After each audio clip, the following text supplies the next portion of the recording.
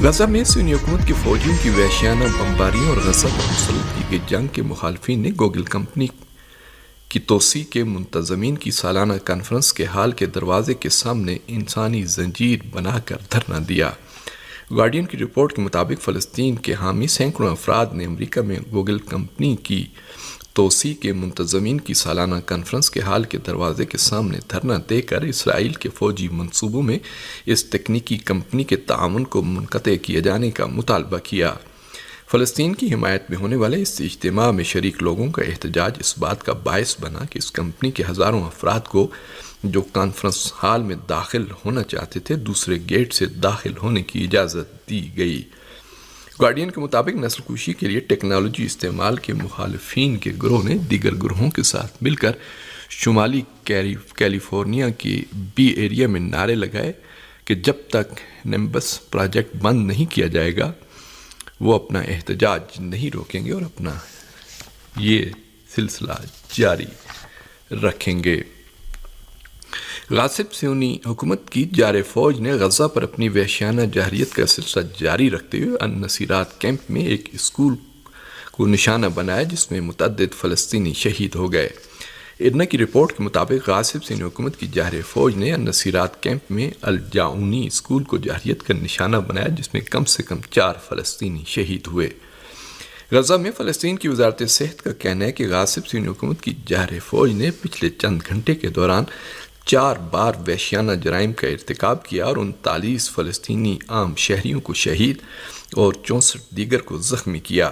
فلسطین کی وزارت صحت نے اسی طرح اعلان کیا ہے کہ ابھی سڑکوں کے کنارے عمارتوں کے ملبے تلے دبی لاشیں نکالی جا سکی ہیں جس سے شہید ہونے والوں کی صحیح تعداد نہیں بتائی جا سکتی۔ دوسری طرف غاصب صہیونی حکومت کی جارح فوج نے غزہ کے شمال میں جبالیہ کیمپ کے مختلف علاقوں پر کئی بار بمباری کی۔ صہیونی فوج نے اسی طرح غزہ کے جنوب میں النصیرات کیمپ پر بھی گولہ باری کی۔ صہیونی حکومت کی جنگی کشتیوں نے بھی رفح کو جارحیت کا نشانہ بنایا۔ عالمی عدالت انصاف میں جنوبی افریقہ کے نمائندے نے غزہ میں صہیونی فوج کے حملے فوری روکے جانے کا مطالبہ کیا ہے۔ ہمارے نامہ نگار کی رپورٹ کے مطابق رفح پر اسرائیلی حملوں کے خلاف درخواست پر عالمی عدالت انصاف میں سماعت کا آغاز ہو گیا ہے۔ اس سماعت میں جنوبی افریقہ کے نمائندے نے جنوبی غزہ کے شہر رفح کی ابتر صورتحال کے بارے میں خصوصی تدابیر اپنائے جانے کی اس ملک کی درخواست کے جائزے کے لیے ہیگ کی عالمی عدالت میں کہا کہ بہت سے ایسے ثبوت اور شواہد موجود ہیں کہ جن سے ثابت ہوتا ہے کہ صہیونی حکومت فلسطینیوں کا قتل عام کرنے میں کوشاں ہے اور رفح شہر پر حملہ پورے غزہ کو تباہ کرنے کا آخری قدم ہے۔ جنوبی افریقہ کے نمائندے نے عالمی عدالت انصاف میں مزید کہا کہ غزہ میں کوئی امن کی جگہ باقی نہیں بچی ہے اور جتنے افراد بھی رفح میں پناہ لیے ہوئے ہیں وہ امان میں نہیں ہیں۔ دوسری جانب بحرین کے دارالحکومت منامہ میں عرب لیگ کے 33ویں سربراہی اجلاس میں شرکاء نے غزہ میں صہیونی حکومت کے حملے فوری بند کیے جانے کا مطالبہ کیا ہے۔ عرب لیگ کے سیکرٹری جنرل احمد ابو الغیث نے بحرین میں عرب لیگ کے سربراہی اجلاس کی افتتاحی تقریب سے خطاب کرتے ہوئے کہا کہ یہ اجلاس ایسے عالم میں منعقد ہوا ہے کہ غزہ کے خلاف اسرائیل کے وحشیانہ حملے بدستور جاری ہیں اور عرب اقوام فلسطینی بچوں اور عورتوں پر ہونے والے وحشیانہ حملوں اور مختلف علاقوں میں فلسطینی مہاجروں اور پناہ گزینوں کا تعاقب کر کے ان پر بموں اور گولیوں کی بوچھاڑ کو فراموش نہیں کریں گے۔ اقوام متحدہ کے سیکرٹری جنرل اینٹونیو گوتریش نے بھی منامہ اجلاس میں اس بات پر زور دیا کہ غزہ کی پٹی پر حملوں کا کوئی جواز نہیں ہے۔ گوتریش نے غزہ میں جنگ کو خوفناک قرار دیتے ہوئے مزید کہا کہ غزہ کی جنگ ایک کھلا زخم ہے جو پورے خطے میں پھیل سکتا ہے۔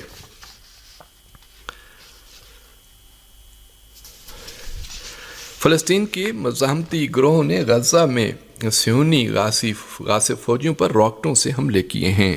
ہمارے نامہ نگار کی رپورٹ کے مطابق تحریک حماس کی فوجی شاخ القسام بریگیڈ نے اعلان کیا ہے کہ فلسطینیوں نے رفح پاس کے اندر موجود صہیونی فوجیوں کو راکٹوں سے نشانہ بنایا ہے۔ فلسطین کی تحریک جہاد اسلامی کی فوجی شاخ سرایت القدس نے بھی اعلان کیا ہے کہ اس نے صہیونی فوجیوں اور ان کے فوجی ساز و سامان کو مشرقی جبالیہ کے نزدیک واقع کوہ الکاشف میں راکٹوں سے نشانہ بنایا۔ سرایت القدس نے مزید کہا کہ TBD راکٹ کے ذریعے مشرقی جبالیہ کیمپ میں صہیونی فوج کے ٹھکانوں پر حملہ کیا گیا ہے۔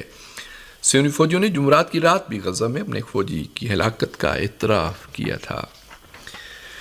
غزہ میں سرگرم جارحیت صہیونی دشمن کے خلاف حزب اللہ لبنان نے ایک بار پھر ڈرون آپریشن کیا ہے۔ مزاحمتی محاذ کے تازہ ترین جوابی حملوں کے جواب کے حوالے سے خبر حزب اللہ لبنان کی جانب سے آئی ہے، جس میں اس نے صہیونی فوج کی بٹالین کے ہیڈ کوارٹر کو بڑے پیمانے پر ڈرون حملے کا نشانہ بنایا۔ حزب اللہ لبنان نے اپنے جاری کردہ بیان میں کہا کہ غزہ میں فلسطینی عوام کی حمایت کے مقصد سے اور ساتھ ہی لبنان کے کانا علاقے میں صہیونی دہشت گردی کے جواب میں اس نے یاتون علاقے میں واقع غاصب فوج کی 411ویں بٹالین کے ہیڈ کوارٹر کو نشانہ بنایا۔ بیان میں آیا کہ حزب اللہ نہایت دقت نظر کے ساتھ صہیونی فوجیوں اور افسران کے تعیناتی کے کیمپوں کو نشانہ بنا کر متعدد صہیونی فوجیوں کو ہلاک و زخمی کیا ہے۔ اس سے قبل فلسطینی خبر ذرائع نے جمعے کی صبح بھی حزب اللہ کی طرف سے مقبوضہ فلسطین کے شمال میں شدید راکٹ حملوں کی اطلاع دی تھی۔ پاکستان کے دفتر خارجہ کی ترجمان نے ایران اور پاکستان کے درمیان برادرانہ روابط کی اہمیت پر زور دیا ہے۔ اسلام آباد سے ارنا کی رپورٹ کے مطابق پاکستان کی دفتر خارجہ کی ترجمان ممتاز زہرا بلوچ نے جمعے کو اپنی ہفتہ وار پریس بریفنگ میں چابہار کے بارے میں ایران اور ہندوستان کے 10 سالہ سمجھوتے اور اس پر امریکہ کے رد عمل کے بارے میں کہا کہ ہم دوسرے ملکوں کے ساتھ ایران کے سمجھوتوں اور اسی طرح تیسرے فریق کے موقف کے بارے میں بات نہیں کریں گے۔ انہوں نے کہا کہ ہم تہران کے ساتھ قریبی تعاون کے لیے پرعزم ہیں اور اسی طرح چابہار اور گوادر کی بندرگاہوں کے درمیان عقد اخوت کے سمجھوتے کے لیے تیار ہیں۔ ممتاز زہرا بلوچ نے صدر ایران سعید ابراہیم رئیسی کے دورہ پاکستان کی طرف اشارہ کرتے ہوئے کہا کہ یہ دورہ بہت اہم تھا اور اس سے بہت سے شعبوں میں باہمی تعاون اور ہم آہنگی کی راہیں ہموار ہوئیں۔ پاکستان کے دفتر خارجہ کی ترجمان نے ایران کے ساتھ پاکستان کے برادرانہ روابط پر زور دیتے ہوئے کہا کہ صدر رئیسی کے دورے میں دونوں پڑوسی ملکوں کے درمیان نقل و حمل سمیت بہت سے شعبوں میں اہم سمجھوتے ہوئے ہیں۔ پاکستان کے دفتر خارجہ کی ترجمان زہرا بلوچ نے اپنے ہفتہ وار پریس بریفنگ میں افغانستان کے ساتھ اپنے ملک کی سرحدی کشیدگی کے بارے میں کہا ہے کہ اسلام آباد سرحدوں کی صورتحال پر اپنی تشویش سے کابل کو مطلع کر چکا ہے اور اسی کے ساتھ ہر قسم کی جارحیت کے مقابلے میں اپنی سرحدوں کی حفاظت کے لیے پوری طرح تیار ہے۔